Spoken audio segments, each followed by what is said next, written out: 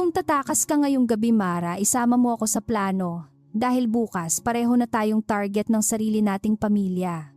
Ipinakasal si Mara Reyes sa isang lalaking kilala sa buong Maynila bilang lasenggo babaero at kahihiyan ng pamilyang Villanueva.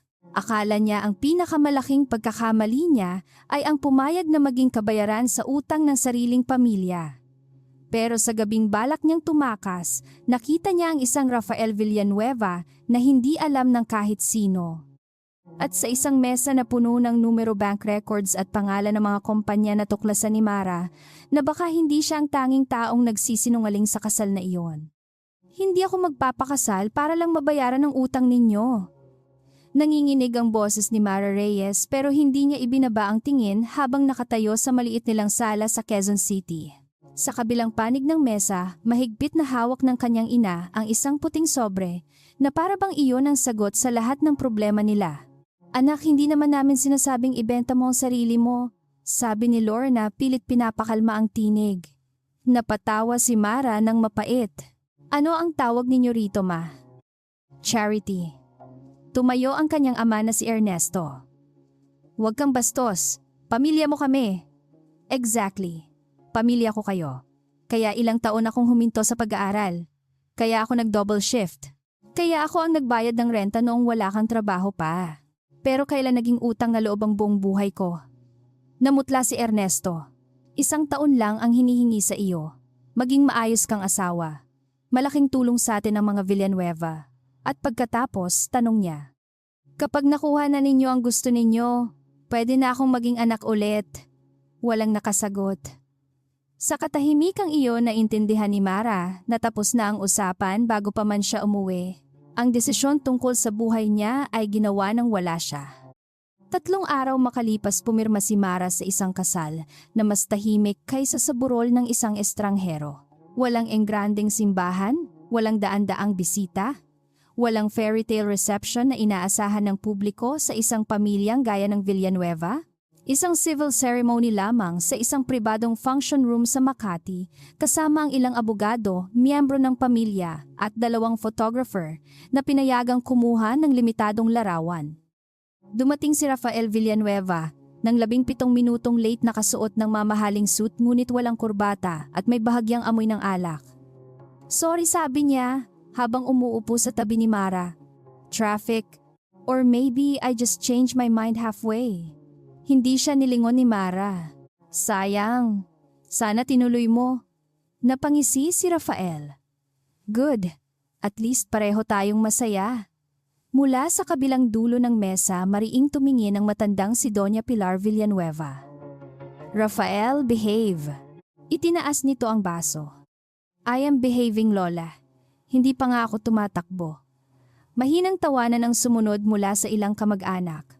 Pero walang saya sa mata ng sino man, nang oras na para pumirma bahagyang yumuko si Rafael kay Mara. Last chance? Para kanino bulong niya? For both of us? Ngunit pinirmahan pa rin nila ang mga papel. Sa ancestral house ng mga Villanueva sa isang gated village sa Makati, mas lalong naging malinaw kay Mara kung gaano siya kalayo sa mundong pinasok niya. Hindi dahil sa marmol na sahig o sa mga painting na halatang mas mahal pa sa buong bahay ng pamilya Reyes. Ang pinakamabigat ay ang mga tingin. May mga ngiting magalang pero malamig. May mga bulong na humihinto kapag dumaraan siya. At higit sa lahat, naroon si Lorenzo Villanueva, ang nakatatandang kapatid sa ama ni Rafael. Nakabaligtaran nito sa lahat ng paraan. Maayos ang suit, kontrolado ang kilos, kalmado ang boses. Siya ang uri ng lalaking pinagkakatiwalaan ng board members ang milyon-milyong piso nang hindi nagtatanong ng 2 beses. Welcome to the family, Mara, sabi nito habang inaabot sa kanya ang isang baso ng tubig. Pasensiya ka na sa kapatid ko. Rafael has never been good with responsibility.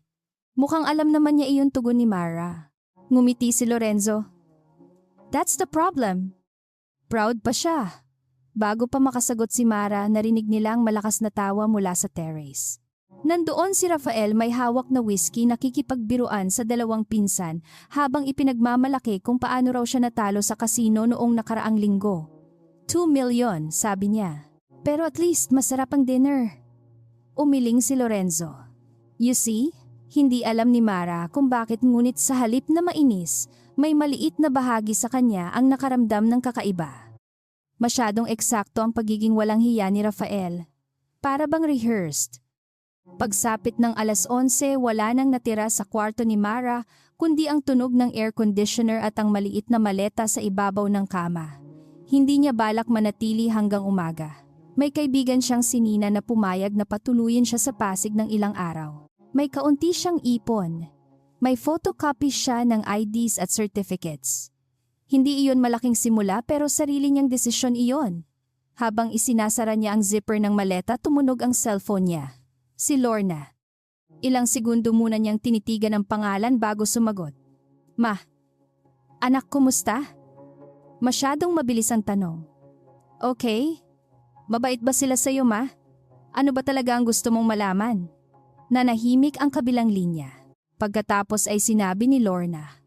May sinabi ba sa iyo si Rafael tungkol sa negosyo nila? Napatigil si Mara. Ano, wala. Nagtatanong lang ako. Baka kasi kailangan mong matutong makisama. Bakit negosyo nila ang tinatanong mo, Mara? Huwag ka nang gumawa ng gulo. Nabayaran na ang malaking parte ng utang natin. Ayusin mo lang ito. Nanigas ang mga daliri niya sa telepono. Sino ang nagbayad? Basta may tumulong. Sino? Matulog ka na. Pinatay ni Lorna ang tawag. Ilang sandali lang nakatitig si Mara sa screen. Pagkatapos ay kinuha niya ang maleta. Hindi na siya maghihintay ng umaga. Tahimik ang bahay habang bumababa siya sa mahabang hallway patungo sa service stairs. Alam niyang may security sa pangunahing gate kaya balak niyang dumaan sa side entrance na napansin niya nang dumating sila. Ngunit pagdaan niya sa ikalawang palapag, may manipis na liwanag na tumatagos mula sa ilalim ng isang pintuan. Study na alala niya. Doon pumasok si Rafael ilang oras kanina, halos hindi makalakad ng tuwid. Napahinto siya nang marinig ang boses nito. Hindi malabo. Hindi lasing. Malamig. Kontrolado. No, don't buy yet. Let them push the price down another 3%. Dumilat ng malaki si Mara. Sumunod ang ilang segundo ng katahimikan.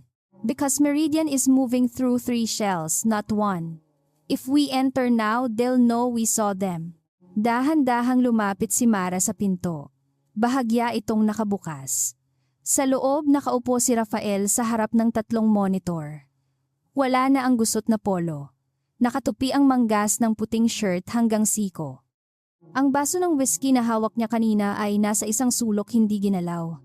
Sa mga screen ay may graphs, corporate filings, market data at isang listahan ng mga pangalan ng kumpanya. Mabilis niyang sinusulat ang mga numero sa isang yellow pad habang may kausap sa encrypted call. Sell half at opening? Keep the rest hidden through the secondary account? Tumigil siya. And tell Gabriel I want the historical transfers from Meridian Advisory before 6? Napaatras si Mara. Tumama ang gulong ng maleta sa maliit na console table. Kumalansing ang ceramic vase. Biglang tumahimik sa loob. 1 segundo, 2. Bumukas ang pinto. Nakatayo si Rafael roon, ganap na tuwid, walang bakas ng kalasingan sa mga mata. Interesting, sabi niya. San ka pupunta? Napalunok si Mara. Hindi mo problema. Bumaba ang tingin nito sa maleta. Mukhang problema ko kung tumatakas ang asawa ko sa unang gabi ng kasal. Huwag mo akong tawaging asawa na parang may ibig sabihin iyon. Fair. Sumandal si Rafael sa frame ng pinto. Then let me rephrase. Bakit naglalakad palabas ng bahay ang babaeng kabibigay lang ng pangalan ko habang nakikinig sa confidential call ko? Hindi ako nakikinig. Tumaas ang isang kilay nito. Narinig mo ang Meridian. Hindi iyon tanong. Narinig ko rin na hindi ka lasing. Nawala ang maliit na ngiti sa labi niya. Biglang tila naging mas malamig ang hallway.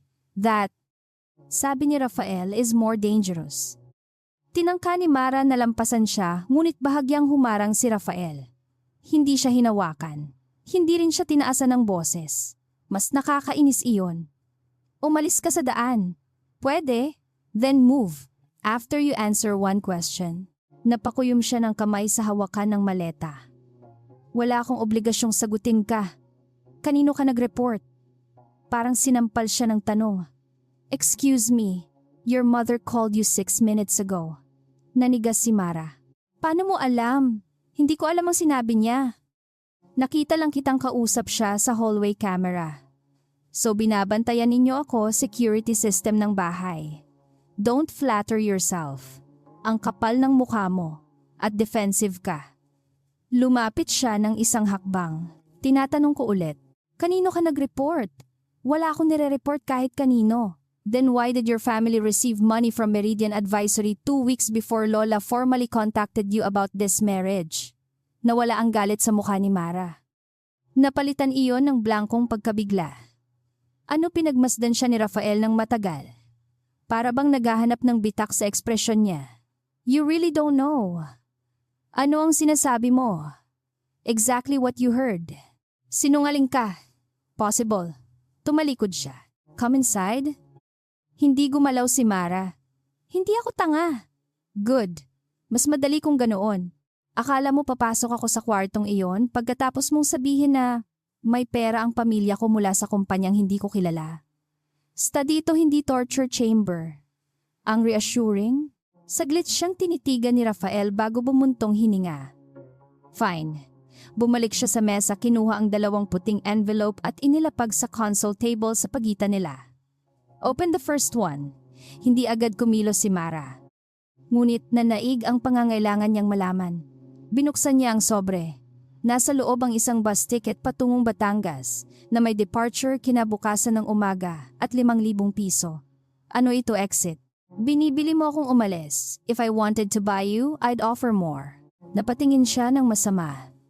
The money is for food and transport. The ticket is under your maiden name. You can walk out tonight.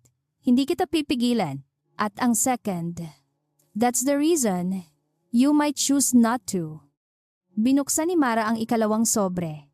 3 pahina lamang. Bank transfer summaries.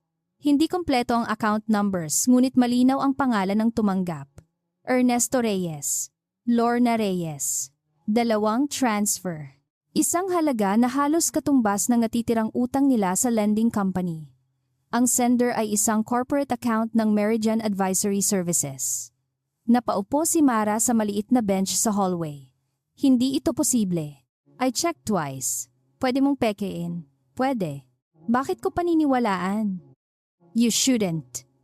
Hindi niya inaasahan ang sagot. Lumuhod si Rafael sa kabilang panig ng console para pantay ang tingin nila, ngunit may distansya pa rin. That's the first intelligent thing you've said to me tonight. Don't trust me. Verify it. Nangingilid ang luha sa mata ni Mara, ngunit tumanggi siyang umiyak sa harap nito. Bakit mo alam ang tungkol sa kumpanyang ito? Tumahimik si Rafael. Because I've been tracking Meridian for almost 4 years. Bakit? Not yet. Tumayo si Mara. Then we're done. Hinablot niya ang maleta. I don't owe you anything. No, sabi nito. Pero baka may utang sa'yo ang sarili mong pamilya. Nang marating niya ang dulo ng hallway, muling tumunog ang telepono niya. Si Ernesto naman. Halos hindi niya gustong sagutin pero pinindot niya ang accept. Pa, nasaan ka? Agad siyang napatingin kay Rafael. Bakit? Wala. Nagtatanong lang. Nanginginig ang boses ng kanyang ama.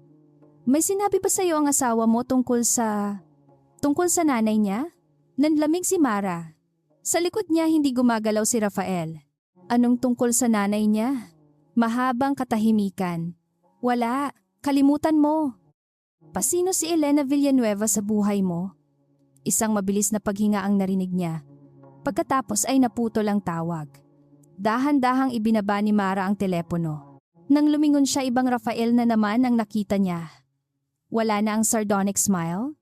Wala na ang laro? Para bang may lumang sugat na biglang binuksan sa mukha nito. How do you know my mother's name? Mahina nitong tanong. Hindi ko alam. Your father does. Mukhang ganoon. Ilang segundo silang nagkatitigan. Parehong may hawak na kalahati ng isang katotohanang hindi nila nauunawaan. Kung tatakas ka ngayong gabi, Mara, sabi ni Rafael, at ngayon ay wala ng biro sa boses niya. Isama mo ako sa plano dahil bukas pareho na tayong target ng sarili nating pamilya. Napatawa siya ng walang saya. Napaka-dramatic mo. I wish I were. Lumapit siya sa study at pinatay ang 2 monitor, ngunit iniwan niyang bukas ang pangatlo. Nasa screen ang isang lumang corporate photograph, isang eleganteng babae sa gitna ng ilang executives. Elena Villanueva, sa likod nito. Bahagyang natatakpan ng pinto ng sasakyan, nakatayo ang isang mas batang lalaki na nakasuot ng driver's uniform. Hindi kailangan ni Mara ng pangalawang tingin. Kahit mas bata ang mukha, kilala niya iyon. Ernesto Reyes, ang ama niya. Nawalan siya ng lakas sa mga tuhod. Saan mo nakuha iyan, company archive? Bakit hindi mo sinabi bago tayo ikasal? Because I didn't know whether you were part of it. Part of what? Hindi sumagot si Rafael. Sa halip ay kinuha niya ang bus ticket mula sa kamay ni Mara at muling ibinalik sa sobre. You have 2 choices. Leave tonight and I'll make sure nobody from this house stops you, or stay 7 days. 7. We find out why your parents were paid, why your father knew my mother, and why somebody wanted you married to me. At pagkatapos, you walk away if you want. Bakit kita tutulungan? Tumingin siya diretso sa mga mata ni Mara. Because whoever put you here thinks you're useful. Sandali itong tumigil. And whoever made me look useless has spent 15 years believing the same lie. Tumingin si Mara sa maleta, sa bus ticket, sa larawan ng kanyang ama. Pagkatapos ay sa lalaking pinakasalan niya, ilang oras lang ang nakalipas, ang lalaking kinutya ng sariling pamilya. Ang lalaking nagkunwaring lasing, habang pinag-uusapan ng milyon-milyong piso na para bang chess pieces lamang ang mga iyon. Lahat ng instinct niya ay nagsasabing umalis. Pero, ang pag-alis ngayon ay hindi nakalayaan. Pagtakas na iyon mula sa katotohanang maaaring sumira sa lahat ng alam niya tungkol sa sariling pamilya. Dahan-dahan niyang binitawan ang hawakan ng maleta. 7 days, sabi niya. Walang spying sa phone ko. Walang pagkulong sa akin. Walang pagsisinungaling kung may kinalaman sa pamilya ko ang nalaman mo. Bahagyang kumilos ang panga ni Rafael sa huling kondisyon. I can agree to the first 2. Then no deal. Nagkatitigan sila. Sa wakas iniabot ni Rafael ang kamay. Fine. 7 days. We verify everything. Hindi niya agad tinanggap. At kapag nahuli kitang nagsisinungaling, then take the bus. Hinawakan ni Mara ang kamay niya. Malamig ang palad nito, mahigpit ngunit hindi mapangangkin. At kapag nahuli kitang ginagamit mo ako, dagdag niya. Sa unang pagkakataon nawala ang kumpiyansa sa mukha ni Rafael nang halos hindi mapansin. Then don't forgive me. Hindi pa alam ni Mara noon na iyon mismo ang pangakong pinakamahirap tuparin ni Rafael Villanueva. Kinabukasan, 6:00 pa lang ng umaga ay gising na si Mara kahit halos 2 oras lang ang tulog niya. Nasa ibabaw pa rin ng maliit na mesa ang 2 sobre ni Rafael, ang bus ticket na maaaring magbalik sa kanya sa dating buhay at ang bank transfer summaries na maaaring sumira sa lahat ng paniniwala niya tungkol sa pamilya niya. Ilang beses niyang binasa ang pangalan ng Meridian Advisory Services hanggang sa parang nawalan na iyon ng kahulugan sa kabilang dulo ng kwarto. Nakasandal ang maleta niya sa dingding, hindi pa rin nabubuksan. 7 days. Iyon lang ang ipinangako niya. Hindi pagiging asawa, hindi pagtitiwala, hindi pagpapatawad. Bumaba siya sa dining room at nadatnan si Rafael na nakahiga sa sofa, gusot ang buhok, nakasuot pa rin ng damit kagabi at may baso ng tubig sa kamay. Sa harap ng 2 kasambahay, perpekto na naman ang papel niyang walang direksyon sa buhay. Morning, Mrs. Villanueva, sabi niya ng malakas. Congratulations. Hindi mo ako pinatay sa first night. Tumingin sa kanila ang kasambahay bago yumuko upang itago ang ngiti. Naupo si Mara sa tapat niya. Sayang.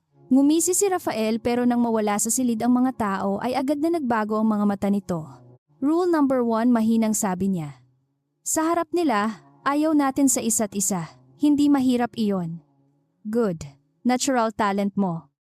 Hindi nagtagal ay dumating si Doña Pilar kasama si Lorenzo para sa almusal. Ang matandang babae ay tila walang alam sa nangyari kagabi. Mara, may mga damit na ipapadala sa iyo mamaya, sabi nito habang hinihiwa ang prutas. Hindi kailangan, Lola, maingat niyang sagot. May sarili akong damit. Hindi to tungkol sa presyo. May mga company dinner at family events na kailangan mong samahan si Rafael. Bago pa siya makasagot, napatawa si Rafael. Lola, wag mo namang takutin. Baka tumalon sa bintana. Kung maayos kang asawa, hindi niya iisipin iyon, matigas na sagot ng matanda. Tahimik na pinagmamasdan sila ni Lorenzo. Speaking of responsibility, sabi nito may board briefing sa Huwebes. That once, Rafael present. I'll send flowers, sagot ni Rafael. Rafael, fine.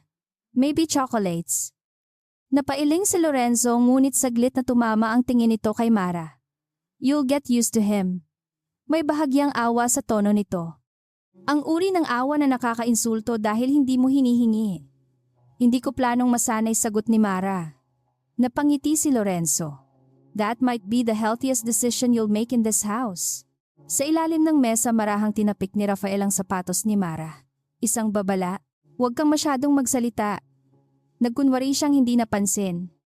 Pagkatapos ng almusal, dinala siya ni Rafael sa isang maliit na guest office sa likod ng library.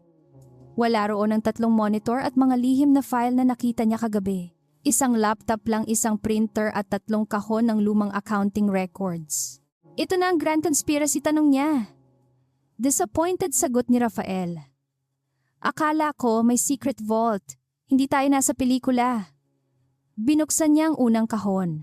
These are vendor records from 3 inactive subsidiaries. Nothing classified. Review mo. Kumunot ang noon ni Mara. Bakit ako? Dahil sinabi mong gusto mong mag-verify at dahil gusto mong subukan kung magnanakaw ako ng impormasyon. Saglit na tumigil si Rafael. Pareho. Tumawa siya ng malamig. At least ngayon umaamin ka. Hindi lahat ng katotohanan useful kapag sinabi agad. Galing. Yan ba ang motto mo? Hindi sumagot si Rafael. Sa halip ay inilapag niya sa mesa ang isang prepaid phone. Kung may makita kang kakaiba, dito mo ko tawagan. Bakit hindi sa normal number mo? Dahil normal numbers leave normal trails. At itong phone leaves fewer. Comforting. Papalabas na siya nang tawagin siya ni Mara. Rafael. Huminto siya. May trabaho ako.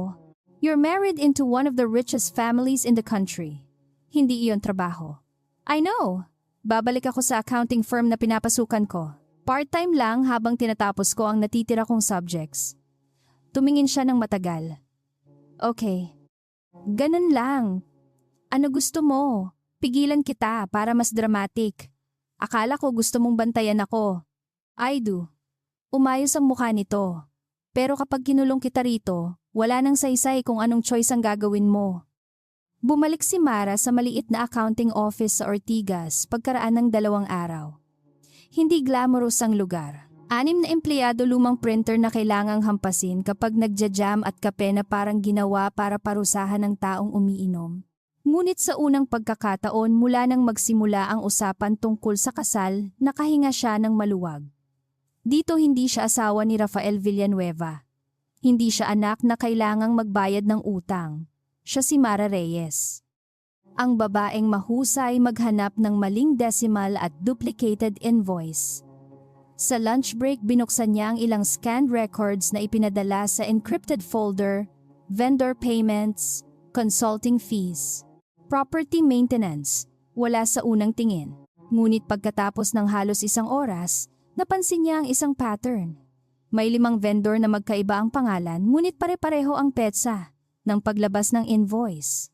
Pareho ring may maliit na processing adjustment tuwing katapusan ng quarter. Hindi malaking halaga. Sapat lang para hindi agad mapansin sa consolidated report. Kinuha niya ang prepaid phone. May nakita ako. Sa kabilang linya, parang may hangover ang boses ni Rafael. Congratulations. Huwag kang magpanggap. Mag-isa ako. Agad naging malinaw ang tono nito. What did you find? Ipinaliwanag niya ang pattern. Tumahimik si Rafael ng ilang segundo. Send me the invoice numbers. Nothing else. Bakit? Because if you're right, those files aren't harmless anymore. Nang gabing iyon, bumalik siya sa Villanueva House at nadatnan si Rafael sa kitchen, hindi sa study. Nakatayo ito sa harap ng kalan habang sinusubukang magluto ng instant noodles sa maliit na kaserola. May chef kayo, sabi ni Mara. Tulog na. May refrigerator kayo. Too much commitment. Napailing siya at inilapag ang bag. Tinignan mo na yes. At hindi agad sumagot si Rafael. Hinati niya ang noodles sa 2 bowl at itinulak ang isa sa kanya. Kain muna. Hindi ako gutom. You skipped dinner. Paano mo alam? Nakita kita umuwi. That's not an answer. It's the only one you're getting. Umupo siya ngunit hindi ginalaw ang pagkain. Sa wakas ay nagsalita si Rafael. Yung 5 vendors. 2 sa kanila closed na for years, pero may transactions pa rin sa internal system. Dummy companies. Maybe. Meridian. Not directly. Meaning may connection. Tumingin siya kay Mara. You found something one of my analysts missed. Dahil naghahanap sila ng malaking pera. Ako sanay akong maghanap ng 500 piso na ayaw magtugma sa ledger. Isang maikling ngiti ang lumitaw sa mukha ni Rafael. Hindi iyong mapanuksong ngiti na ginagamit niya sa ibang tao. Totoo. Useful skill. Compliment ba yan? Don't get used to it. Kinuha ni Mara ang chopsticks. Relax. Hindi rin kita ko komplimentuhin. Sa unang pagkakataon, kumain silang 2 ng walang away ng halos 5 minuto. Ang katahimikang iyon ang mas nakakatakot para kay Mara kaysa sa sigawan. Dahil doon niya napansing ibang-iba si Rafael kapag walang audience. Hindi ito malakas tumawa. Hindi rin mahilig magyabang. Karamihan ng oras nakikinig lang ito. Kapag may iniisip, bahagyang pinipisil nito ang gilid ng isang lumang relo sa kaliwang pulso. Hindi bagay ang relo sa lahat ng mamahaling gamit sa bahay. Kupas ang leather strap at may maliit na bitak ang salamin. Sira, sabi ni Mara. Agad itinago ni Rafael ang kamay sa ilalim ng mesa. Ano relo mo? Hindi gumagalaw ang second hand. Sentimental. Kanino? Hindi siya sinagot. Sa nanay mo? Mabilis na tumigas ang mukha nito. Alam ni Mara na lumampas siya sa linyang hindi pa niya nakikita. Sorry. Tumayo si Rafael at kinuha ang 2 bowl. Tomorrow wag ka munang bumalik sa bahay ng parents mo. Napatingin siya. Excuse me. Not safe. Anong ibig mong sabihin? I mean exactly what I said. Hindi mo ko pwedeng utusan. I'm not ordering you. Tunog utos. Huminga siya ng mabigat. Mara, may nag-access sa isang database pagkatapos mong gamitin ang pangalan ng Meridian sa phone call mo sa nanay mo. So somebody may be watching them? Or ikaw ang paranoid? Both can be true. Kinabukasan, tumawag si Lorna ng 4 na beses. Hindi sinagot ni Mara ang unang 3. Sa ika-4 narinig niya ang ina na umiiyak. Anak, umuwi ka. Hindi okay ang papa mo. Ano nangyari? Hindi siya makatulog. Simula nung tumawag ka tungkol kay Elena Villanueva, parang nababaliw na siya. Naramdaman ni Mara ang pag-akyat ng galit. Then tell me the truth. Hindi sa telepono. Napapikit siya. Ang unang instinct niya ay tawagan si Rafael. Naalala niya ang sinabi nito. Huwag kang pumunta. At iyon mismo ang dahilan kung bakit nagdesisyon siyang pumunta. Ayaw niyang ang buong buhay niya ay maging serye ng mga lalaking nagsasabi kung ano ang ligtas para sa kanya. Iniwan niya ang prepaid phone sa drawer ng office at sumakay ng taxi patungong Quezon City. Hindi niya napansin ang gray na sedan na huminto 2 sasakyan sa likod nila. Hindi rin niya napansin ang lalaking nakaupo sa passenger seat na kumuha ng litrato nang bumaba siya sa tapat ng bahay ng mga Reyes. Sa loob, mukhang 10 taon ang itinanda ni Ernesto sa loob lamang ng ilang araw. Nakaupo ito sa mesa, hindi ginagalaw ang kape. Pakilala mo si Elena Villanueva? Hindi iyon tanong. Nagkatinginan ang kanyang mga magulang. Matagal na iyon sagot ni Ernesto. Gaano katagal? Bago ka mag-high school. Anong trabaho mo sa kanya, driver? Napahawak si Lorna sa dibdib. Ernesto, tama na, sabi niya. Tumingin siya kay Mara. Personal driver ako ni Ma'am Elena ng halos 2 taon. Parang nawalan ng tunog ang buong bahay. Bakit hindi mo sinabi? Dahil wala nang dahilan. Wala nang dahilan. Pinakasalan ko ang anak niya. Hindi ko alam na si Rafael ang pipiliin ng Villanueva family. Talaga tumayo si Mara at inilabas mula sa bag ang photocopy ng bank transfers. At hindi mo rin alam kung sino ang nagbayad nito. Nanlaki ang mga mata ni Lorna. Si Ernesto naman ay hindi makatingin sa papel. Sino ang Meridian Advisory? Tanong ni Mara. Wala akong alam. Pa, wala akong alam. Napalakas ang sigaw nito. Napaatras si Lorna. Huminga si Ernesto ng malalim at hinawakan ang gilid ng mesa. May mga bagay na mas mabuting hindi mo malaman, anak. Napuno ng galit ang dibdib ni Mara. Yan din ang dahilan ninyo noong pinatigil ninyo ako sa pag-aaral. Yan din ang dahilan ninyo noong pumayag kayong ipakasal ako. Laging mas mabuti raw na hindi ko alam. Pero buhay ko ang ginagamit ninyo para bayaran ang mga sikreto ninyo. Tumayo si Mara at naglakad palabas bago pa siya tuluyang maiyak. Paglabas niya sa gate, naroon si Lorenzo Villanueva sa kabilang sidewalk nakasandal sa isang itim na SUV na parang nagkataon lang silang nagkita. Mara nagkunwari itong nagulat. What are you doing here? Nanigas siya. Bahay ng pamilya ko ito. Mas magandang tanong kung bakit nandito ka. Umangat ang mga kilay nito. May meeting ako nearby. Nakita lang kita. Napatingin si Mara sa sasakyan. Nakaandar ang makina. Walang driver na nakikita. Convenient. Tumawa ng mahina si Lorenzo. You're starting to sound like Rafael. Hindi compliment yan. I agree. Lumapit ito ng kaunti. Okay ka lang ba? Mukhang may nangyari. Family issue. Rafael, sabi ko family issue. Saglit na natahimik si Lorenzo bago lumambot ang boses. Mara, hindi ko alam kung ano ang sinasabi sa'yo ng kapatid ko pero maging maingat ka. Kapag natatakot si Rafael, ginagawa niyang kaaway ang lahat. Kasama ka. Mabilis ngunit halos hindi mapansin ang pagbabago sa mata ni Lorenzo. Lalo na ako. Bago ito umalis, idinagdag niya, kung may kailangan ka, kahit advice lang, call me.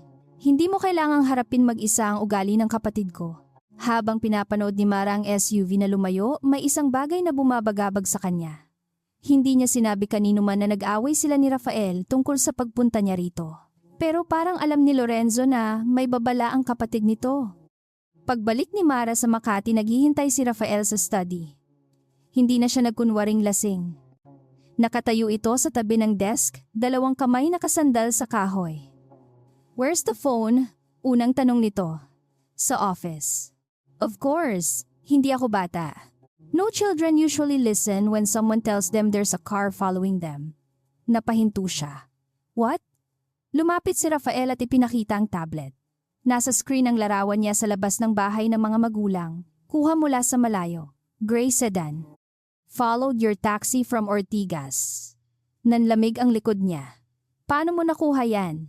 One of my people followed the sedan after you entered the house. One of your people, sumabog ang galit niya. Sinundan mo ako.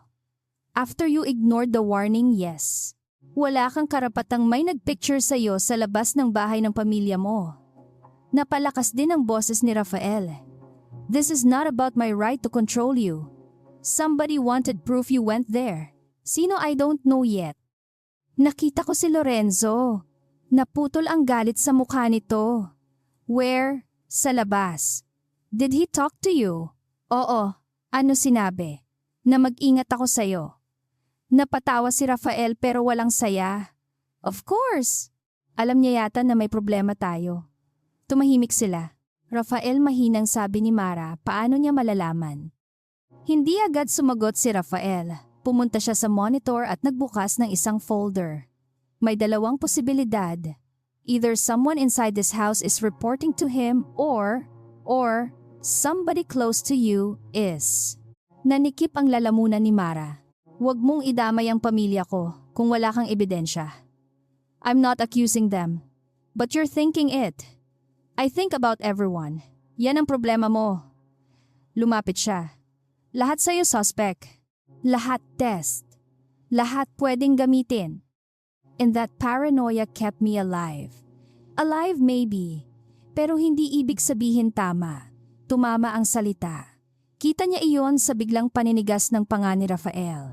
Sa halip na sumagot, binuksan nito ang isang scanned personal file. Lumitaw ang lumang litrato ni Ernesto Reyes mas bata.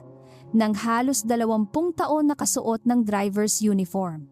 Sa ilalim ng pangalan nito ay malinaw ang nakasulat, Assigned Principal Elena Villanueva. Napatakip si Mara sa bibig. Sinabi niya sa akin ngayon. Bulong niya. Driver siya ng mama mo. Hindi kumurap si Rafael.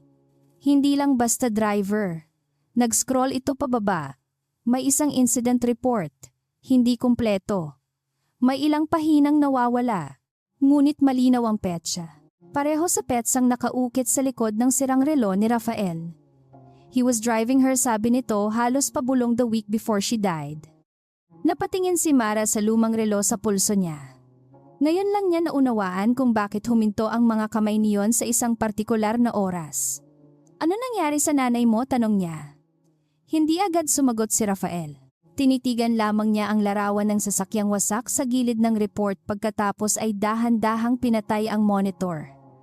Hindi pa sapat ang alam natin, Rafael. Your father may have been the last person outside my family who knew where my mother was going before the crash. Crash. That's what everyone called it. Nanigas si Mara. At ikaw, tumingin siya sa kanya. Sa pagkakataong iyon, wala siyang nakitang kayabangan, laro o kontrol. Galit lamang na matagal nang nakabaon. I stopped believing it was an accident 15 years ago. Napaatras si Mara. Sa loob lamang ng 2 araw, ang lalaking gusto niyang takasan ay naging taong posibleng may sagot tungkol sa pinakamalaking kasinungalingan ng pamilya niya. At ang ama niyang buong buhay niyang pinoprotektahan ay biglang naging bahagi ng bangungot ng lalaking pinakasalan niya. Sa labas ng study may marahang yabag na huminto sa kabilang panig ng saradong pinto. Hindi iyon narinig ni Mara, ngunit narinig ni Rafael. Hindi siya lumingon. Sa halip kinuha niya ang lumang relo ng kanyang ina at isinara ang kamao sa paligid nito. From now on, mahinang sabi niya, wala tayong sasabihin kahit kanino tungkol sa nalaman mo. Kahit sa pamilya ko. Especially sa pamilya mo. Hindi sumagot si Mara. Sa unang pagkakataon, hindi dahil ayaw niyang sundin si Rafael, kundi dahil natatakot siyang baka tama ito. Hindi nakatulog si Mara ng gabing iyon. Paulit-ulit sa isip niya ang litrato ni Ernesto sa personal file, ang pangalan ni Elena Villanueva at ang isang pangungusap ni Rafael na ayaw mawala sa tenga niya. I stopped believing it was an accident 15 years ago. Pagsapit ng 4:00 ng umaga, nakaupo pa rin siya sa gilid ng kama, hawak ang cellphone na ilang beses niyang gustong gamitin para tawagan ng ama. Ngunit sa tuwing ididial niya ang numero, naaalala niya ang takot sa boses ni Ernesto nang banggitin niya si Elena. Hindi iyon simpleng hiya ng isang taong may tinatagong lumang trabaho. Takot iyon ng taong matagal nang naghihintay na dumating ang araw ng paniningil. Bandang 6:00 may mahinang katok sa pinto. Si Rafael. Wala siyang dalang kape, walang biro, walang anyo ng lasing na spoiled air. We need to talk before breakfast. Hindi gumalaw si Mara. Kung tungkol na naman ito sa kung sino ang susundan mo at sino ang pagbabantaan mo, ayoko. It's about your father. Mabilis siyang napatingin. Ano na naman ang nalaman mo? Sandaling nag-atubili si Rafael bago inilapag ang isang manipis na folder sa mesa. May missing pages sa incident report. Nakahanap ako ng duplicate reference number sa old insurance archive. At your father changed the route that night. Para bang bumigat ang hangin sa kwarto. Anong ibig mong sabihin? Tanong ni Mara. The scheduled route was from Makati to a hotel in Pasay. Your father took a different road. Baka may traffic. Possible. Baka si Elena ang nag-utos. Also possible. Then stop saying it like proof na kasabwat siya. Tumigas ang mukha ni Rafael. I didn't. Pero iyon ang iniisip mo. I think the route matters. You think everything matters kapag pwede mong gawing ebidensya laban sa isang tao. Napahinga siya ng mabigat. Mara, may cash deposit sa account ng tatay mo 3 days before the crash. Parang bumagsak ang tiyan niya. Magkano sinabi ni Rafael ang halaga? Hindi iyon napakalaki para sa Villanueva family, ngunit para sa isang driver noong panahong iyon, sapat para baguhin ang buhay ng isang pamilya. Saan galing? Unidentified source. So wala ka pa ring alam. Correct. Lumapit si Mara sa kanya. Then don't look at me like my father killed your mother. Napakurap si Rafael. I'm looking at you because I don't know whether I should tell you the rest. There's more May second deposit after the crash. Nanigas siya. How much? Mas malaki. Halos doble. Sa unang pagkakataon napaupo si Mara dahil hindi na siya kayang dalhin ng mga tuhod niya. Hindi siya nagpaalam kay Rafael nang umalis siya ng bahay makalipas ang 1 oras. Sinubukan siyang pigilan ng security sa gate ngunit sinabi niyang tatawag siya sa abogado kung hindi sila aalis sa harap niya. Hindi sumunod si Rafael. Hindi rin siya tinawagan. Iyon ang mas nakapagpagalit sa kanya. Para bang alam nitong babalik din siya dala ang katotohanang kailangan nito. Pagdating niya sa bahay ng mga Reyes, si Lorna ang nagbukas ng pinto. Anak, nasan si Papa Mara? Wag muna ngayon. Nasaan siya? Lumabas si Ernesto mula sa kusina. Namumugto ang mata at hindi pa nakapag-ahit. Isang tingin pa lang sa mukha nito alam na ni Mara na hindi na siya makakakuha ng isa pang kasinungalingan nang hindi binabasag ang buong pamilya. Inilapag niya sa mesa ang kopya ng 2 deposito. Ano ito? Walang sumagot. Pa, tumingin ka sa akin. Mabagal na itinaas ni Ernesto ang ulo. Hindi ko siya pinatay. Hindi pa man nagtatanong si Mara, iyon agad ang sinabi nito. Napapikit siya. Si Lorna ay nagsimulang umiyak. Hindi ko tinanong kung pinatay mo siya. Pero iyon ang iniisip nila. Ang iniisip ko ay bakit ka binayaran bago at pagkatapos mamatay si Elena Villanueva. Matagal bago nakapagsalita si Ernesto. Nang sa wakas ay umupo ito.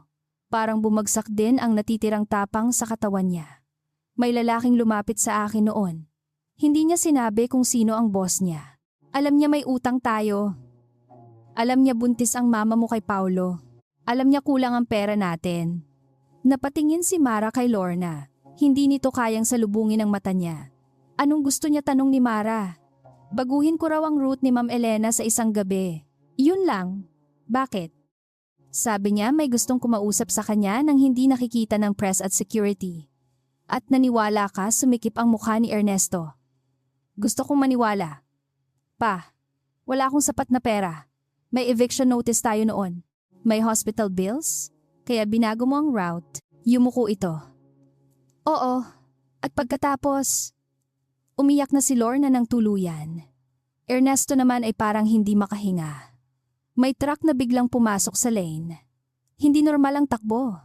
Parang hinihintay kami. Naalimpungatan lang ako sa ospital. Si Ma'am Elena, hindi nito natapos. Bakit may pangalawang bayad, tanong ni Mara. Umangat ang mata ng ama niya, puno ng hiya, para manahimik ako. Hindi alam ni Mara kung ano ang mas masakit, ang katotohanang hindi direktang pumatay ang ama niya o ang katotohanang tumanggap ito ng pera pagkatapos malaman kung ano ang nangyari. Tinanggap mo, mahina niyang tanong. Walang sagot. Tinanggap mo. Tumayo siya. At lahat ng taon na pinag-aral ninyo ako na maging mabuting tao, lahat ng sermon tungkol sa pamilya, utang na loob, respeto, ito ang tinatago ninyo. Ginawa ko iyon para sa atin. Sigaw ni Ernesto. Hindi balik ni Mara. Ginawa mo iyon dahil natakot ka. At pagkatapos ginawa mo kaming dahilan para hindi mo kailangang aminin iyon. Mara, sabi ni Lorna. Huwag mong ganyanin ang papa mo. Napalingon siya sa ina. At ikaw, alam mo, bumagsak ang katahimikan. Iyon ang sagot. Gaano katagal? After the accident ko lang nalaman, sabi ni Lorna nanginginig. Pero kailangan naming mabuhay. At ngayon, lumapit si Mara sa mesa at inilabas ang bank transfer ng Meridian. Ito, kailangan din nating mabuhay kaya ibinenta ninyo ako. Hindi ka namin ibinenta, then explain this. Nanginginig ang kamay ni Lorna habang hinahawakan ang papel. May taong tumulong sa atin. Sabi niya may pagkakataong makabawi ang pamilya natin. Na kung mapapangasawa mo si Rafael, magiging ligtas tayo. Sino, hindi namin alam ang tunay na pangalan. Kasinungalingan. Mara, totoo. Paano kayo nakikipag-usap? Tahimik si Ernesto. Si Lorna ang sumagot. May assistant, calls lang, minsan may instructions. Anong instructions? Tatanungin ka lang namin kung kumusta si Rafael. Kung may ginagawa siyang kakaiba. Kung may sinasabi tungkol sa negosyo. Para bang may malamig na tubig na ibinuho sa ulo ni Mara. Hindi siya makahinga. So ginagamit ninyo ako para kumuha ng impormasyon. Hindi namin inisip na masama iyon. Hindi ninyo inisip. Napatawa siya ngunit basag ang tunog. Pinakasalan ninyo ako sa isang lalaking hindi ko kilala tapos gusto ninyong mag-report ako sa isang estranghero tungkol sa kanya. Ano ang tawag ninyo doon? Para sa pamilya? Mahina ni Ernesto. Doon tuluyang may nabasag sa loob niya. Stop saying that! Umalis si Mara bago pa niya masabi ang isang bagay na hindi na niya mababawi. Sa labas mainit ang araw ngunit malamig ang mga kamay niya. Naglakad siya ng walang direksyon hanggang makarating sa isang maliit na cafe malapit sa Barangay Road. Umorder siya ng tubig at hindi ginalaw. Pagkatapos ng halos 20 minuto, inilabas niya ang prepaid phone na kinuha niya bago umalis. Tinawagan niya si Rafael. Sumagot ito sa unang ring. "Where are you?"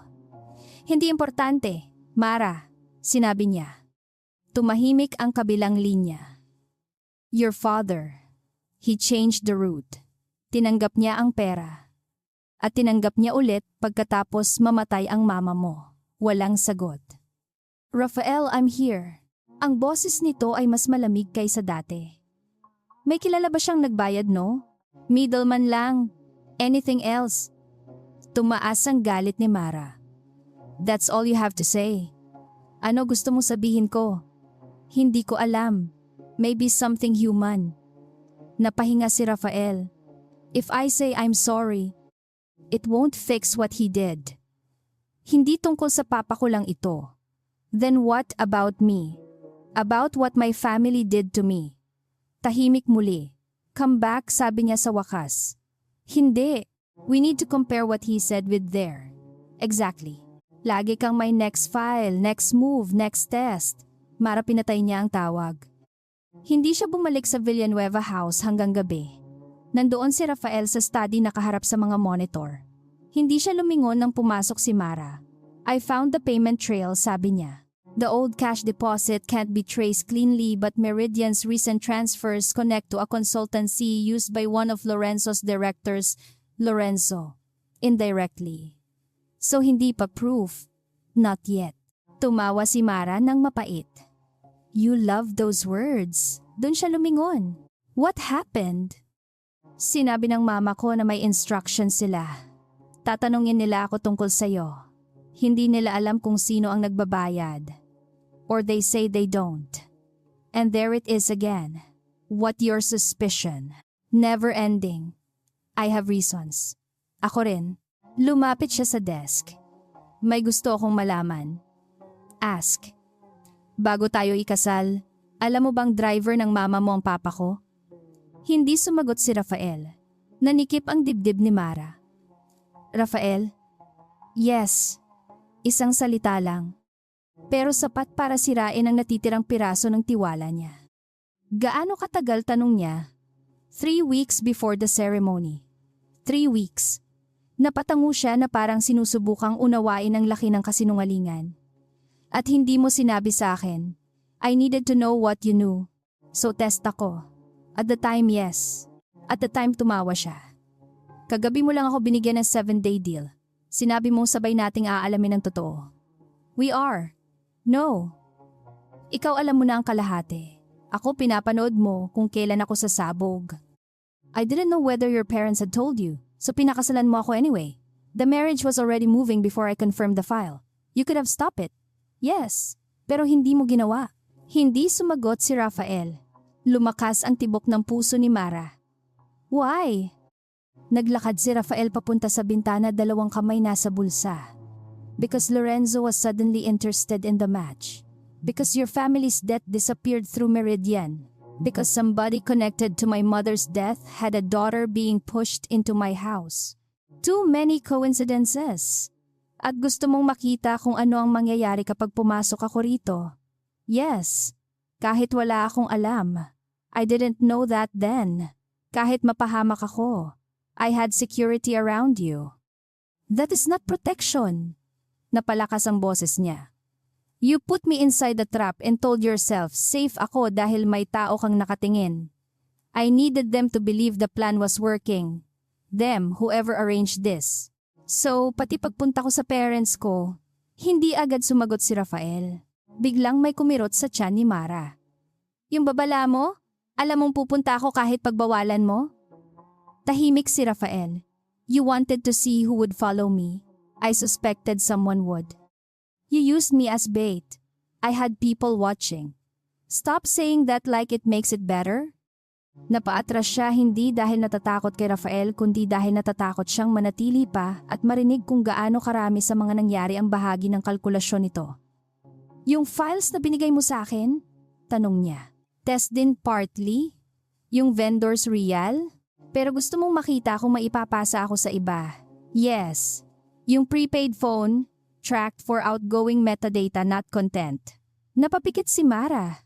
Diyos ko, Mara listen, no. Ikaw ang makinig. Lumapit siya hanggang isang hakbang na lang ang pagitan nila. My parents used me because they were afraid. Lorenzo may be using me because he wants power. And you're using me because you think your pain gives you permission. Bumagsak ang mga salita sa pagitan nila. Hindi gumalaw si Rafael. Hindi ako katulad nila sabi nito ng mababa. Then prove it. How stop deciding what I'm allowed to know. Sa unang pagkakataon nakita niya ang galit sa mata ni Rafael na hindi nakadirekta sa ibang tao kundi sa sarili nito.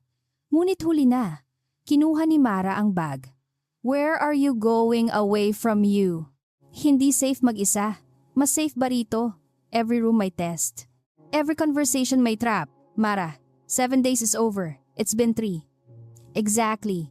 3 araw lang ang kailangan mo para patunayan na tama ang instinct ko noong gusto kitang takasan. Dumaan siya sa pintuan. Hindi siya hinawakan ni Rafael. Hindi rin siya pinigilan. Bago tuluyang lumabas narinig niya ang boses nito. I am sorry. Huminto siya. Hindi lumingon. Hindi mo pa alam kung ano ang ibig sabihin ng sorry. 2 araw na hindi bumalik si Mara sa Villanueva House. Nakituloy siya kay Nina sa Pasig at pumapasok pa rin sa accounting office kahit halos wala siyang natatapos. Hindi niya sinagot ang mga tawag ni Lorna. Hindi rin niya binuksan ang 2 mensahe ni Rafael. Ang una, you were right. Ang pangalawa, I won't contact you again unless it's necessary. Mas lalo siyang nainis sa ikalawa. Parang pati paglayo niya ay kailangan itong gawing formal protocol. Ngunit ang Huwebes ng hapon, may dumating na lalaki sa reception ng office. Maayos ang suit, tahimik ang tindig. Lorenzo Villanueva. Can we talk tanong nito? Kung tungkol kay Rafael no. Actually tungkol ito sa'yo. Dinala niya si Mara sa isang cafe sa ground floor pampublikong lugar na sadyang pinili niya. Hindi ito umorder. Alam kong umalis ka sa bahay. Ang bilis ng balita. Maliit ang mundo ng pamilya namin. Or mahusay ang surveillance. Saglit nang umiti si Lorenzo. You really have changed. Inilapag nito sa mesa ang isang manipis na envelope. Rafael has been hiding investment positions from the board for years. Hindi ginalaw ni Mara ang sobre. So he has exposed the company to risks no one approved. Bakit mo sinasabi sa akin? Because next week may special board meeting. Dad is finally willing to confront him. Tumingin ito ng diretso kay Mara. At may documents kang pwedeng makatulong. Nanlamig ang tiyan niya. Anong documents? Vendor records. Internal analysis. Maybe notes from his private study. How would I have those? You're his wife. Paper wife. Even better, he underestimated you. Nanatiling tahimik si Mara. Bahagyang yumuko si Lorenzo. I'm not asking you to steal. I'm asking you to protect yourself before Rafael drags you down with him. At ano kapalit? Nothing. Napangiti si Mara nang walang saya. Nobody in your family does anything for nothing. Doon nagbago ng bahagya ang mukha ni Lorenzo. Hindi na ito ang mabait na kuya. Lumitaw ang taong sanay makipagnegosasyon. Fine. You want honesty? Rafael is unstable. He has spent years undermining decisions because he believes everyone betrayed his mother. If he gains influence again, he will burn half the company just to prove a point. And you want control? I want stability. Same thing, depende kung sino nagsasalita. Ilang segundo silang nagtitigan. Pagkatapos ay inilapit ni Mara ang sobre, ngunit hindi binuksan. May tanong ako. Ask. Magkano ang binayad ninyo sa pamilya ko noon? Nawala ang ngiti ni Lorenzo. Maliit lamang ang pagbabago ngunit nakita niya. Isang tibok ng talukap. Isang saglit na paninigas ng panga. Sapat iyon. Ano ang ibig mong sabihin, tanong nito? Exactly what I said. I never paid your family. Hindi ko sinabing ikaw mismo. Tahimik. At sa katahimikang iyon unang beses naramdaman ni Mara na hindi siya ang pinakamahinang tao sa mesa. Hindi niya binuksan ang sobre. Hindi rin niya tinanggihan. Sa halip tumayo siya at kinuha iyon. Sabihin mo kay legal team ninyo, sabi niya, na kung gusto nilang gamitin ako laban sa asawa ko, they better make sure hindi ako matutong magbasa ng fine print. Paglabas niya sa cafe, nanginginig ang kamay niya. Hindi dahil natatakot siya kay Lorenzo, kundi dahil sa unang pagkakataon may plano na siyang hindi gawa ng kanyang pamilya, hindi gawa ni Rafael at hindi gawa ng kahit sinong Villanueva, sarili niya. 3 gabi matapos makipagkita kay Lorenzo, hindi pa rin binubuksan ni Mara ang sobre na ibinigay nito sa cafe. Nasa mesa iyon ng maliit na guest room ni Nina katabi ng laptop at isang yellow pad na punong-puno ng petsa, pangalan ng kumpanya, account codes at mga tanong na wala pang sagot. Hindi niya sinabi kay Rafael ang nangyari. Hindi rin niya tinawagan si Lorenzo. Sa unang pagkakataon, pinili niyang huwag maging reaksyon sa plano ng ibang tao. Isa-isa niyang inayos ang lahat ng hawak niya, ang Meridian, transfer sa mga magulang niya, ang vendor invoices na may paulit-ulit na adjustment, ang consultancy records na konektado sa mga taong malapit kay Lorenzo at ang timeline ng aksidente ni Elena. May mga puwang pa. Marami. At alam niyang iyon mismo ang gustong gamitin ni Rafael sa board meeting. Sapat na pattern para umatake, ngunit hindi sapat para ipakita ang buong larawan. Kinuha niya ang sobre ni Lorenzo at saka lamang binuksan. Nasa loob ang copies ng investment positions na itinago ni Rafael mula sa official board reports. Ilang milyon ang halaga, totoong dokumento, totoong paglabag sa internal governance, hindi gawa-gawa. Napaupo si Mara. Of course, bulong niya.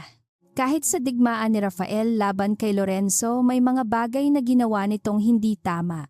At ngayon, kung gusto niyang manalo, kailangan niyang tanggapin na hindi niya pwedeng burahin ang kasalanan ng isang tao para lang mas malaking kasalanan ang gustong patunayan. Kinabukasan, siya mismo ang tumawag kay Lorenzo. Sumagot ito agad. I was beginning to think you threw the envelope away. Hindi ako dramatic. That's debatable. May kailangan ako. Natahimik ang kabilang linya. What proof na hindi gawa-gawa ang Meridian connection? Mara, I told you, hindi ako ang nagbayad sa pamilya mo. Hindi iyon ang hinihingi ko. Gusto kong malaman kung saan nanggaling ang pera. Why? Because if I'm going to help you against Rafael, I need protection. Pinili niyang magsinungaling ng sapat lang para maging kapani-paniwala.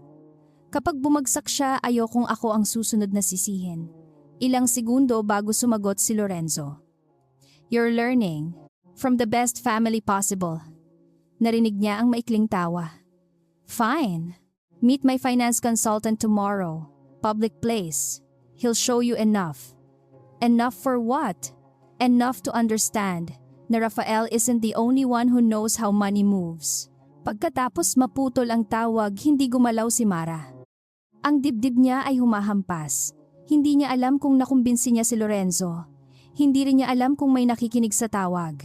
Pero alam niyang isang bagay, sa wakas hindi siya naglalaro para piliin kung aling Villanueva brother ang paniniwalaan. Naglalaro siya para malaman kung sino ang kusang maglalagay ng sarili nilang fingerprint sa katotohanan. Ang finance consultant ni Lorenzo ay isang lalaking nagpakilalang Mr. Calderon. Nagkita sila sa isang business lounge sa BGC na puno ng mga taong abala sa laptops at conference calls. Walang dramatic na briefcase. Walang lihim na silid. Isang tablet lang ang inilapag nito sa harap ni Mara. Mr. Villanueva said you needed reassurance. I need traceability. Napataas ang kilay nito. Accounting background. Enough to know kapag ginagago ako. Hindi natuwa ang lalaki. Pero nag-scroll ito sa isang series ng payment records. Meridian is a consulting vehicle. It receives payments from multiple clients and disburses funds for confidential corporate matters. Including payments to my parents, I'm not authorized to answer that. Then wala tayong pag-uusapan. Tumayo si Mara. Wait! Huminto siya. Muling nag-scroll si Calderon at ipinakita ang isang ledger extract. May code sa ilalim ng 2 disbursement. ER 17. Parehong initials ng ama niya. Satisfied tanong nito. Partly. That's all you need. Sino ang approving officer internal? Meaning hindi mo sasabihin. Meaning it doesn't concern you. Tumango si Mara na parang sumusuko. Ngunit bago niya ibalik ang tablet, napansin niya ang isang footer code sa export. VHC Strategic Office. Hindi iyon pangalan ni Lorenzo, pero iyon ang unit na matagal na nitong kontrolado. Hindi niya kinuhanan ng litrato. Hindi niya kailangan. Sa loob ng ilang taon sa accounting, sanay siyang tandaan ng codes kapag alam niyang wala siyang pangalawang pagkakataon. Habang naglalakad siya palabas, nag-text siya sa sarili niyang notes app ng 4 na karakter ER, 17, VHC So. Hindi niya alam na si Rafael ay nasa loob lamang ng 2 gusali mula roon ng oras na iyon. Nakaupo ito sa likod ng tinted glass ng isang private office, hawak ang isang report mula sa security team. Nakalista roon ang oras na pumasok si Mara sa lounge at ang pangalan ng lalaking nakipagkita sa kanya. Isang tawag lang ang kailangan para ipatigil ang meeting. Isang mensahe lang para ipasunod sa mga tao niya si Calderon. Ngunit hindi niya ginawa. Sir, tanong ni Gabriel. Ang matagal niyang pinagkakatiwalaang analyst. She's meeting Lorenzo's finance contact. We can intercept him after. Tinitigan ni Rafael ang report. Nasa kamay niya ang dating bersyon ng sarili niya, ang lalaking palaging gustong mauna sa lahat. Ang lalaking mas komportableng kontrolado ang sitwasyon kaysa magtiwala sa isang tao. No. Napatingin si Gabriel. Sir, we do nothing. If she's compromised, then we find out. Napapikit si Rafael at agad na kinamuhian ang sarili sa pangungusap. Iyon mismo ang lumang logic niya. Test, observe, use. Binago niya ang sinabi. No, that's not why. Pinunit niya ang report sa gitna. She asked me to stop deciding for her. So we stop. Even if she walks into Lorenzo's trap, especially then. What if she gives him the files? Tumingin si Rafael sa bintana. Then I deal with what I did to deserve that. Sa unang pagkakataon, ang kawalan niya ng kontrol ang naging pinakamahalagang desisyon sa plano. 2 araw bago ang special board meeting, nagpakita si Mara sa Villanueva House nang walang abiso. Nakita niya si Rafael sa study nakatayo sa parehong lugar kung saan niya unang natuklasan na hindi ito lasing. Isang maikling tingin lang ang ipinagpalit nila. Walang yakap, walang I missed you, walang madaling reconciliation. I need the files you gave me before, sabi niya. Which ones? The hidden positions. Your private investment accounts connected to Villanueva subsidiaries. Tahimik si Rafael. Why? Hindi ko sasabihin. May kirot na dumaan sa mukha nito ngunit hindi siya kinontra. You're going to use them at the board meeting. Maybe. Against me.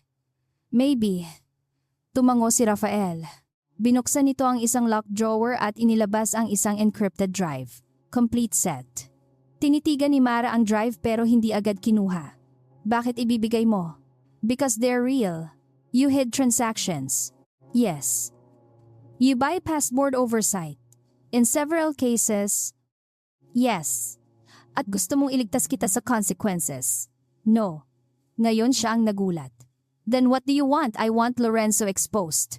But if the cause is pretending I did nothing wrong, then we're just replacing his lie with mine. Iniabot ni Rafael ang drive. Use whatever you need. Kinuha iyon ni Mara. You don't trust me. I'm trying. That's not the same. I know. Bago siya lumabas, tinawag siya nito. Mara. Lumingon siya. Whatever happens in that room, I won't stop you. Good. Even if you destroy me. Hindi siya ngumiti. That part depends on you. Dumating ang araw ng special board meeting na parang ordinaryong Huwebes para sa lahat ng taong nasa labas ng Villanueva Holdings headquarters sa Makati. Sa loob ng executive floor, ibang mundo ang naghihintay. Naroon si Eduardo Villanueva sa dulo ng mahabang mesa, matanda, ngunit matalas pa rin ang mata. Katabi niya si Doña Pilar, Naroon ang independent directors, legal counsel, finance officers at Lorenzo na kalmado sa navy suit. Si Rafael naman ay dumating ng 8 minutong late. Walang kurbata at may dark glasses na parang gusto pa ring ipakita sa lahat ang lumang karakter. "Sorry," sabi niya habang umuupo. "May life-changing emergency."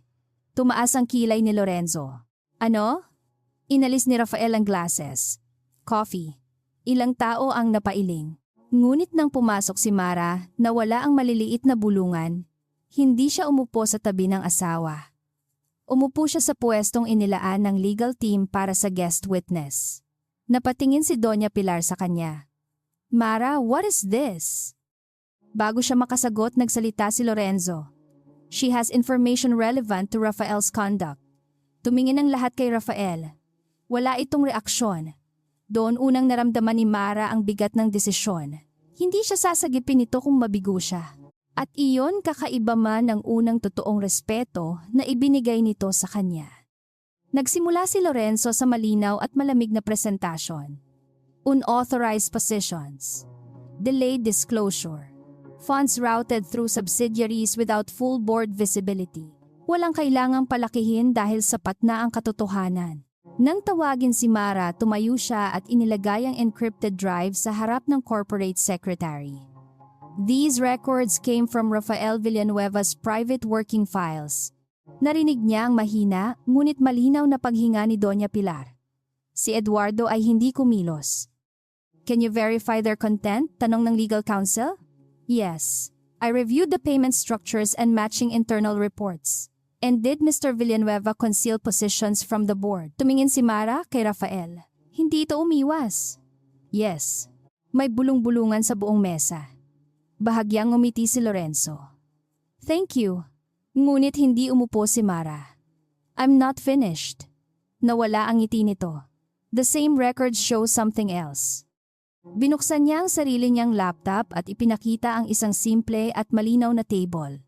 Every time Rafael moved money outside the normal reporting cycle, someone else anticipated the position within days. Different companies, different consultants, but consistent timing. Isang director ang sumingit.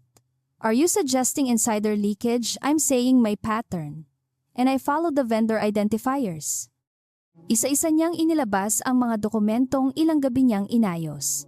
Ang 5 vendor companies, ang consultancy fees, ang Meridian Advisory, ang payment code ER-17, ang export footer mula sa unit na konektado sa strategic office. "This is speculation," sabi ni Lorenzo masyadong mabilis. Lumingon si Mara. "Which part that Meridian has anything to do with this board?" "I didn't say it did." Natahimik ang silid. "You did." Kumunot ang noo ni Lorenzo. "What I only showed the code." Tinuro ni Mara ang screen. "I haven't identified Meridian yet." Biglang napalingon ang ilang directors kay Lorenzo. Maliit lang ang pagkakamali nito, ngunit iyon ang unang bitak. Sinubukan nitong bumawi. "You mentioned Meridian to me before?" "Sa cafe, oo. But not in relation to this document." Ipinakita niya ang email metadata mula sa meeting invite na ipinadala ng assistant ni Calderon. "Your finance contact showed me an extract containing ER-17 under a Meridian ledger. That same payment code appears in funds received by my parents before my marriage to Rafael." Umigting ang panga ni Lorenzo. "You secretly met my finance consultant at your instruction." Suminggit ang corporate secretary. "Mr. Villanueva, did you authorize that meeting?" Hindi sumagot si Lorenzo agad. Isang segundo. 2. "I wanted to verify what she knew." Mara almost laughed. Pareho sila ni Rafael, na isip niya. Parehong sanay gumawa ng tests. Parehong naniwalang ang ibang tao ay pieces sa isang board. Ngunit hindi doon nagtapos si Mara. There is one more issue. Binuksan niya ang timeline ng mga lumang payments kay Ernesto. Hindi niya tinawag iyong proof ng murder. Hindi siya gumawa ng claim na hindi kayang suportahan ng records. 15 years ago, my father received 2 unexplained deposits around the same period Elena Villanueva died in a vehicle crash. He has admitted accepting money to change her route that night. He says he did not know an attack would happen. Napapikit si Eduardo. Napahawak si Doña Pilar sa mesa.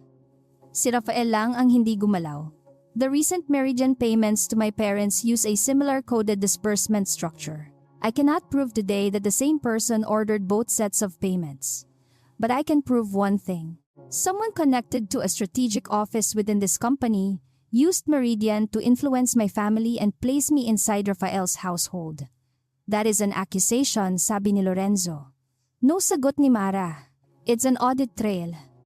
Ipinasa niya ang copies sa legal counsel. And unlike your plan, I'm not asking anyone here to believe me. I'm asking you to investigate independently. Doon tuluyang nawala ang kontrol sa mukha ni Lorenzo. You think this makes you clever? Tanong niya. No. Tumingin si Mara sa kanya. I think it means you were too confident no one from my background would understand the paperwork. Natapos ang meeting ng walang dramatikong sigawan at walang instant na pagpapatalsik. Mas masakit ang nangyari para kay Lorenzo. Ang independent directors mismo ang nagmungkahi ng temporary suspension ng kanyang access sa ilang strategic accounts habang isinasagawa ang forensic review. Si Rafael ay hindi rin nakaligtas. Ang kanyang undisclosed positions ay isa sa ilalim din sa governance investigation at pansamantala siyang mawawalan ng authority sa ilang investment decisions. Nang basahin iyon ng corporate secretary, hindi tumutol si Rafael. Agreed, sabi lamang niya. Nagulat si Eduardo. You agree I broke the rules, Dad. Kahit may dahilan ako, I broke them. Si Mara ang unang umiwas ng tingin. Ito ang unang pagkakataong nakita niyang tinanggap ni Rafael ang isang consequence na hindi nito kayang manipulahin. Sa kabilang panig tumayo si Lorenzo at inayos ang cuff nito. Hindi pa siya talo ng lubusan. Wala pang final findings? Wala pang kumpletong patunay tungkol sa aksidente. Ngunit wala na rin sa kanya ang kontrol ng kwento. Sa hallway pagkatapos ng meeting, hinabol ni Lorenzo si Mara. You think he'll thank you for this? Hindi siya huminto. Hindi ko kailangan. You destroyed his credibility too. His choices did that. And you still believe he's better than me. Doon siya huminto at humarap. Hindi ito contest kung sino ang mas mabuting Villanueva. Napangiti si Lorenzo ng malamig. You still don't understand him. Maybe, he used you. Alam ko, he used your father too. Nawala ang hininga ni Mara. What did you say? Lumapit si Lorenzo nang sapat para marinig lamang niya. Ask your husband what he did after he learned your father was still alive. Anong ibig mong sabihin? Akala mo pinanood ka lang niya bago kayo ikasal? Bahagyang tumawa si Lorenzo. Rafael has been watching Ernesto Reyes for years. Nanigas si Mara. Liar. Then ask him why your father was never arrested, never publicly exposed, never touched. Ask him what information he squeezed out of Ernesto before you ever entered this family. Lumapit pa ng kaunti si Lorenzo. Kapag nalaman mo kung ano talaga ang ginawa niya sa ama mo, sa tingin mo pipiliin mo pa rin siya. Sa dulo ng koridor nakatayo si Rafael. Narinig niya ang lahat. Hindi itinanggi. At iyon ang mas masakit kaysa anumang sagot. Hindi agad lumapit si Mara kay Rafael sa koridor.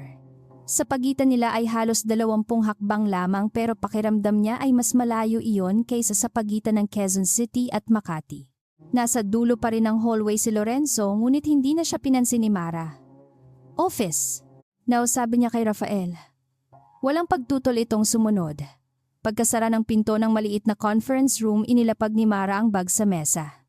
Tell me everything. Hindi umupo si Rafael. About your father. About what you did to him. Huwag mong piliin kung alin ang kaya kong marinig. Huwag mong protektahan ako. Huwag mong gawing strategy ang sagot. Napababa ang tingin ni Rafael sa lumang relo sa pulso niya. I found Ernesto 6 years ago. Parang may malamig na kamay na humawak sa batok ni Mara.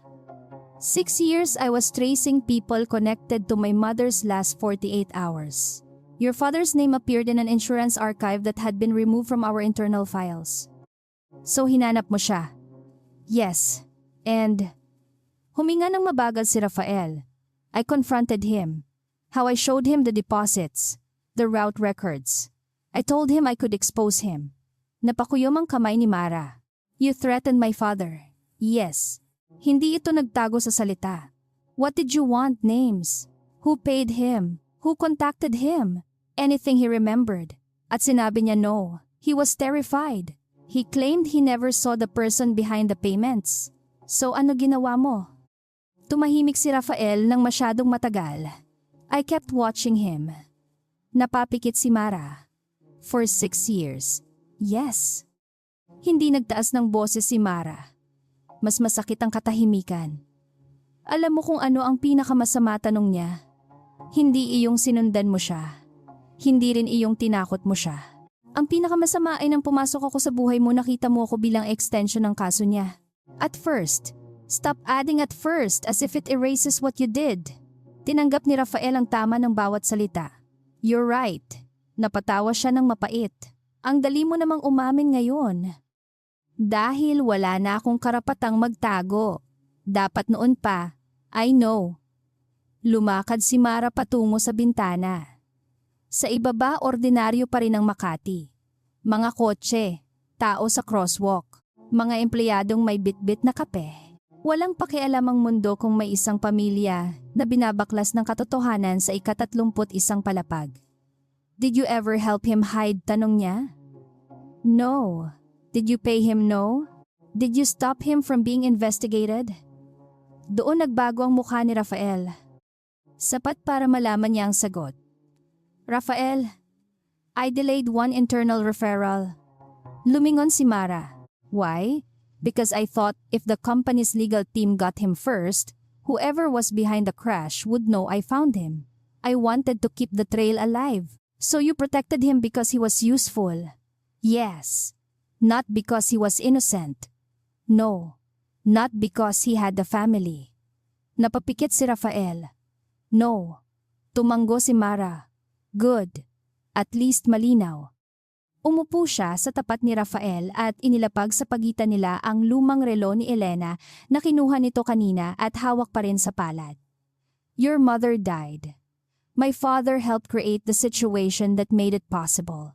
Maybe he didn't know someone would attack her. Maybe he did not want her dead. Pero tumanggap siya ng pera para baguhin ang route at tumahimik pagkatapos. He has to answer for that. Hindi gumalaw si Rafael. But you also have to answer for what you became because of it. Napatingin siya kay Mara. I know. No. I don't think you do. Huminga siya ng malalim. You spent 15 years telling yourself na ikaw lang ang may lakas ng loob gumawa ng kailangan. You called it survival, strategy, protection. Pero bawat taong malapit sa'yo ginagawa mong asset o risk. Hindi siya kinontra ni Rafael. My father was leverage. Ako bait. Your own employees pawns. Even your family's company became a battlefield because you couldn't trust any system you didn't personally control. I thought control was the only way to make sure no one could do it again. And did it work? Tanong ni Mara. Tumingin siya sa paligid ng walang laman na conference room. Wala kang mapagkatiwalaan. Wala kang bahay na parang bahay. At muntik mong mawalan ng asawa na hindi mo naman talaga binigyan ng chance maging asawa. Napababa ang ulo ni Rafael. No, it didn't work. Kinahapunan ding iyon si Mara mismo ang tumawag sa kanyang ama. Hindi siya bumalik para patawarin ito. Bumalik siya para matapos ang katahimikang 15 taon nang kumakain sa kanilang pamilya. Sa bahay ng mga Reyes, mas tahimik si Ernesto kesa noong huli silang nag-usap. Nandoon din si Lorna, ngunit sa pagkakataong iyon hindi pinayagan ni Mara na magsalita ito para sa asawa. May independent investigation, sabi niya, company side first. At posible ring may ibang legal consequences depende sa findings. Namutla si Ernesto. Anak, hindi kita ililigtas. Napaluha si Lorna. Mara, papa mo siya. Exactly, papa ko siya. Kaya mas masakit na kailangan ko itong sabihin. Tumingin siya kay Ernesto. You have to tell them everything. Sino ang kumausap sa'yo? Saan kayo nagkita? Anong phone number? Anong sasakyan? Kahit maliit na detalye. Nanginginig ang baba ng ama niya. Paano kung makulong ako? Hindi nagbigay si Mara ng pangakong hindi niya kayang tuparin. I don't know what will happen, pero hindi na natin pwedeng gawing paraan ng takot para mabuhay sa kasinungalingan. Matagal bago tumango si Ernesto. Sasabihin ko lahat. Nang hawakan ni Lorna ang braso ni Mara, marahan niyang inalis ang kamay nito. May isa pa. Napatingin ang ina. Wala na akong babayarang utang ninyo. Wala na akong pipirmahang loan. Wala na akong desisyong gagawin dahil sasabihin ninyong pamilya tayo. Anak, I love you, pero hindi ibig sabihin noon pag-aari ninyo ako. Hindi nagmakaawa si Mara na maintindihan siya. Iyon marahil ang pinakamalaking pagbabago. Noong dati kailangan niyang marinig sa mga magulang na mabuti siyang anak. Ngayon, sapat nang alam niyang tama ang hangganang itinayo niya. Kinabukasan, sumama si Ernesto sa isang formal interview, kasama ang independent investigators at external counsel ng kumpanya. Walang Villanueva sa loob ng room. Iyon ang kondisyon ni Mara. Walang Rafael para mang-pressure. Walang Lorenzo para manipulahin ang direksisyon. Nang magbigay si Ernesto ng lumang paglalarawan sa middleman, hindi iyon magic answer na agad nagresolba sa lahat. Ngunit tumugma ang ilang detalye sa dating employee records ng isang consultant na kalaunan ay nagtrabaho para sa strategic unit na matagal nang kontrolado ng grupo ni Lorenzo.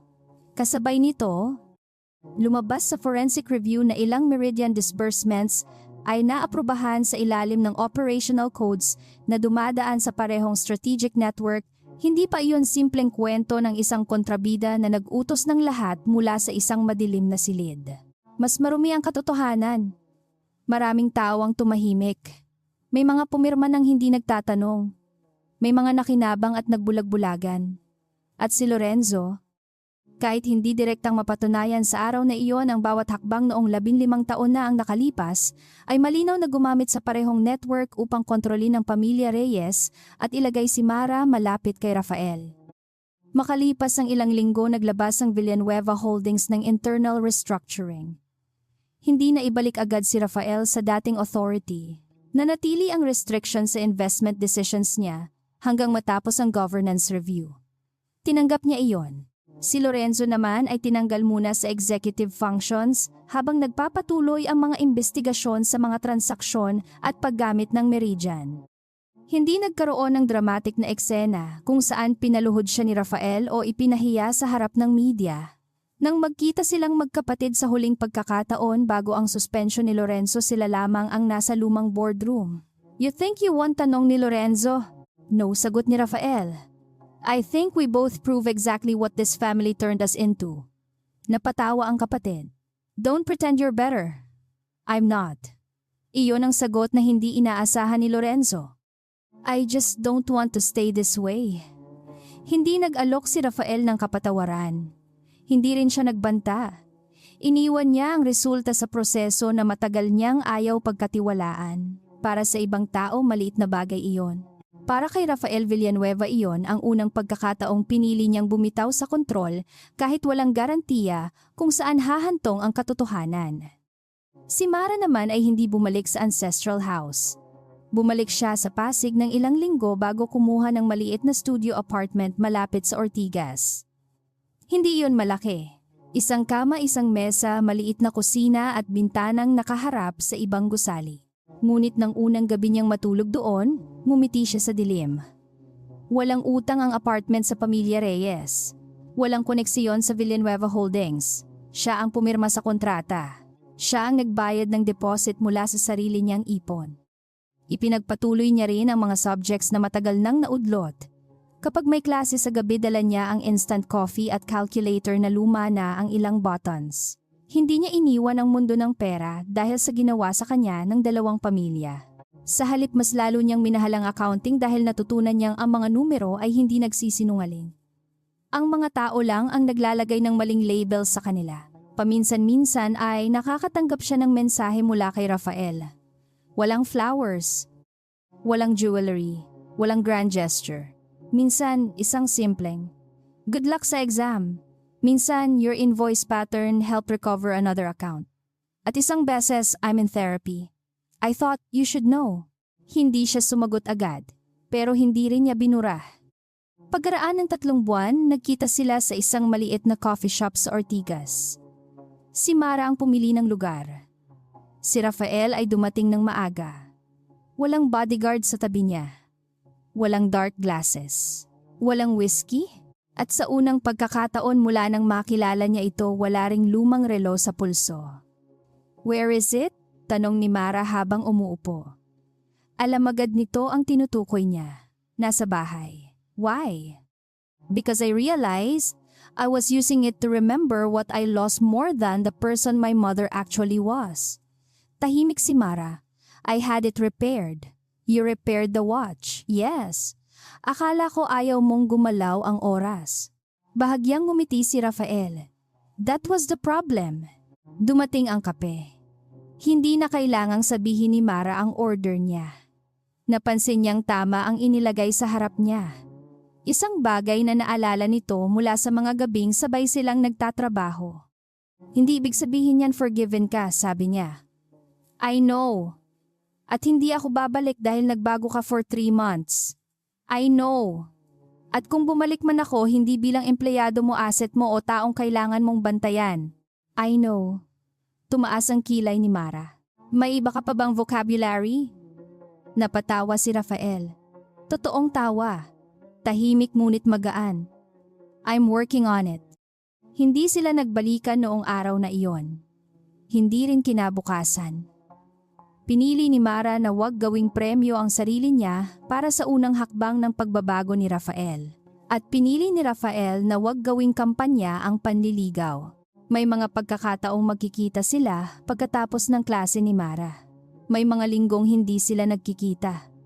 Kapag nag-aaway, natututo si Rafael na wag maglabas ng impormasyon para lang manalo.